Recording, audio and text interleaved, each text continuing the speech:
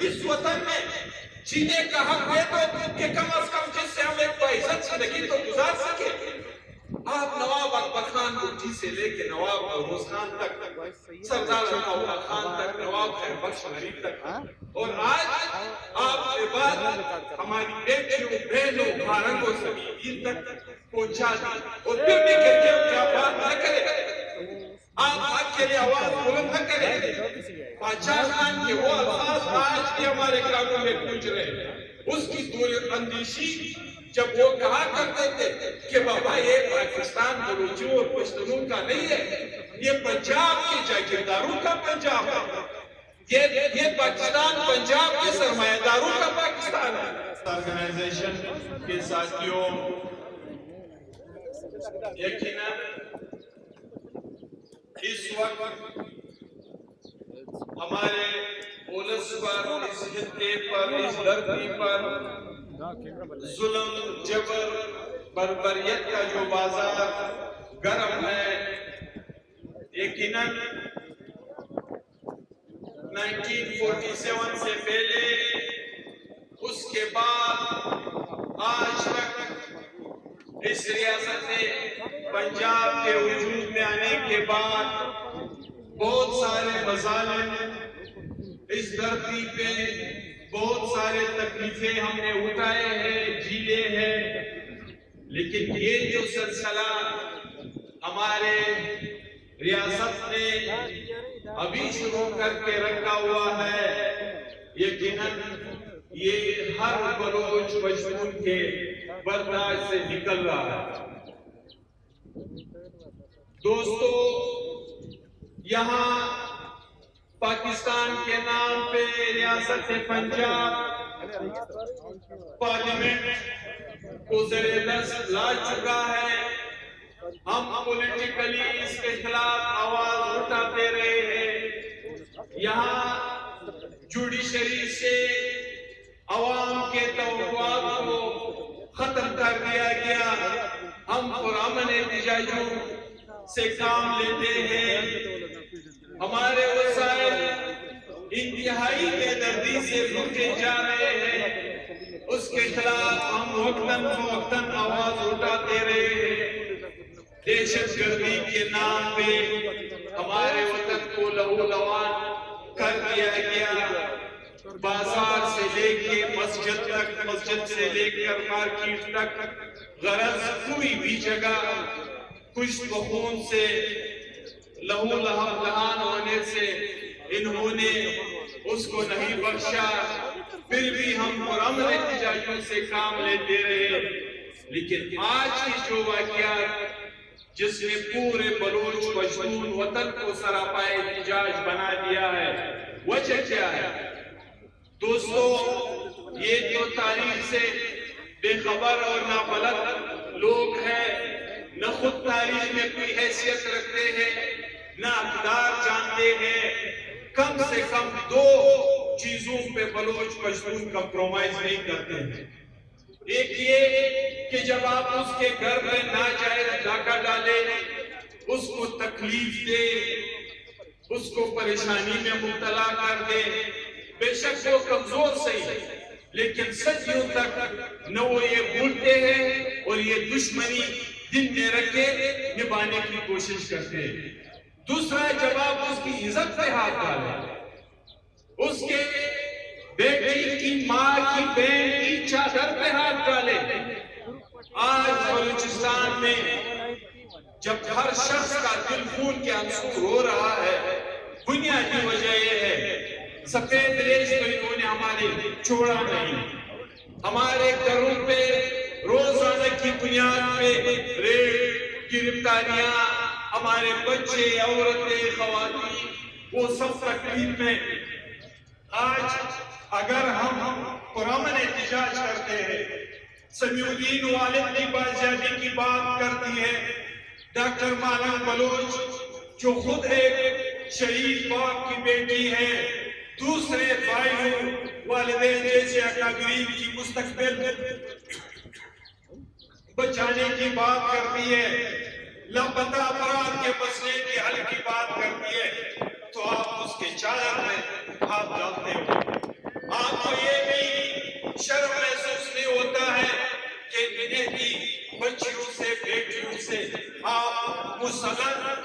اذہاں ہو کے اس کو گھسیٹ رہے ہوتے ہو، اس کو جیلوں میں ڈال رہے ہوتے ہو، جیسے خدا نہ خواستہ سمیونی کوئی بہت لاؤ و لشکر کے ساتھ عدالتوں میں آتی ہے، ایک نیتی بیٹی بچی 3 کے تحت آپ اس کو دوبارہ گرفتار کرتے ہو۔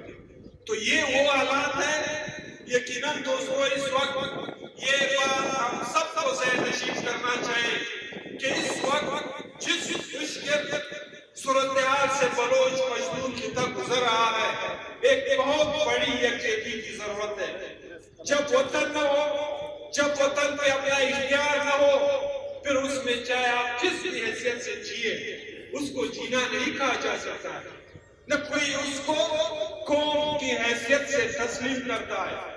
یہ پاکستان کے نام پہ ریاست پنجاب جو ہماری ہر چیز سے حملہ ہے، یہاں تک کہ آج ہمارے وہ مقدس جگہ جس کو مسجد کے نام پہ ہم خدا کا گھر سمجھتے ہیں، جس کو سب سے پرامن جگہ ہم تصور کرتے ہیں، آج وہ ہمارے لیے ماہ رمضان میں سب سے پریشانی کے جگہ بن گئے کہ خدا نہ خواستہ ابھی امام صاحب کے پہلے ہو، ابھی سب میں کوئی بم بلاسٹ نہ ہو، یہ سلسلے، یہ طریقہ کار، یہ طریقہ واردات، یہ تو ریاست پاکستان کی طرف سے کہتے ہیں ہم دہشت گردی کو ختم کریں گے۔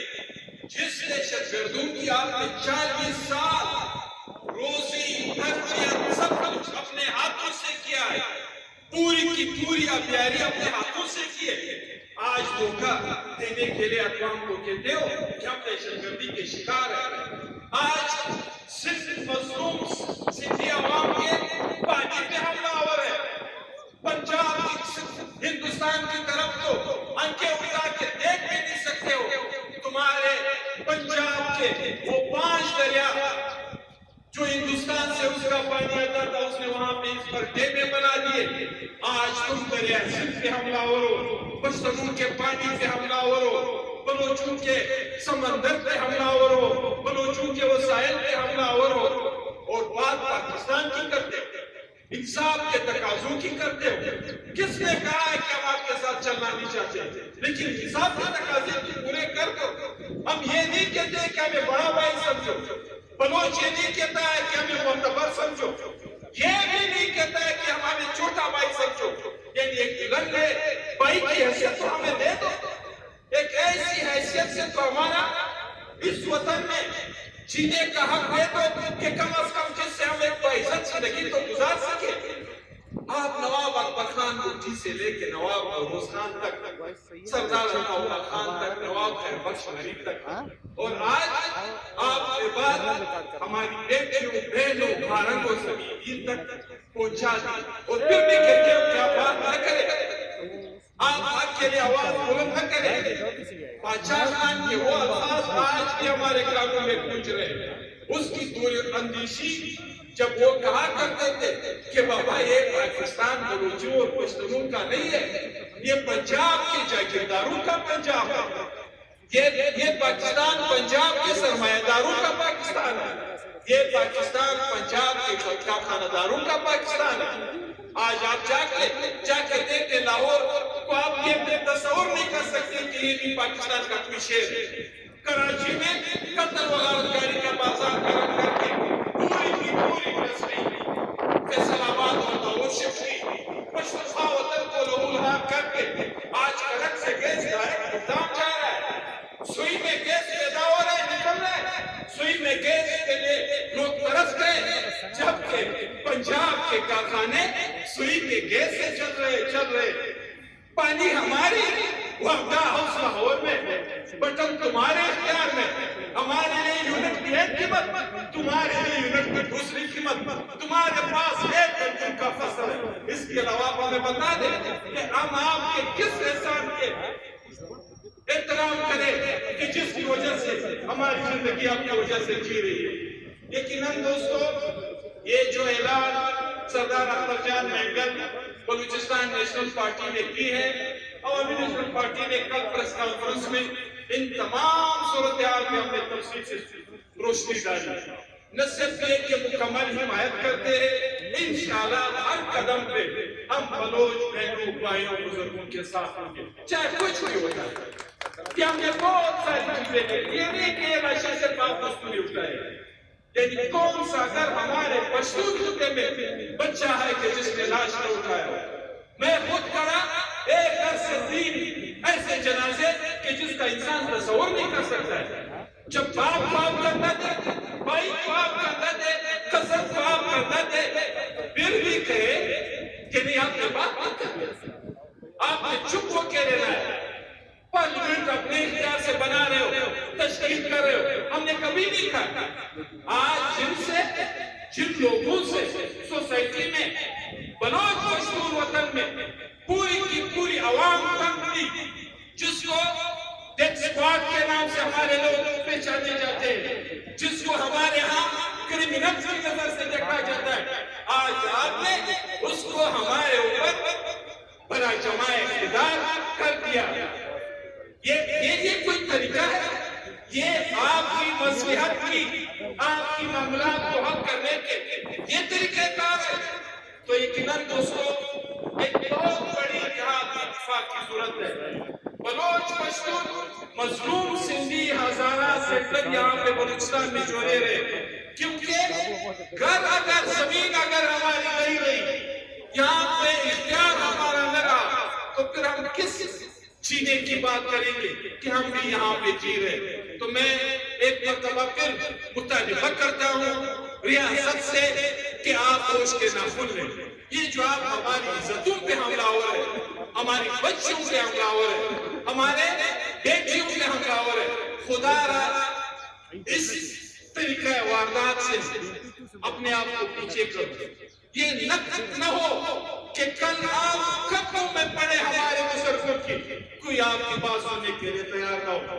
میں ایک مرتبہ پھر تمام دوستوں کی، بہنوں کی رہائی کا سختی سے مطالبہ کرتا ہوں، اور انشاءاللہ اس جدوجہد میں عوامی نیشنل پارٹی بلوچ قوم کے ساتھ قدم بقدم یک آواز ہو کے شانہ بشانہ ہوگی۔ شکریہ۔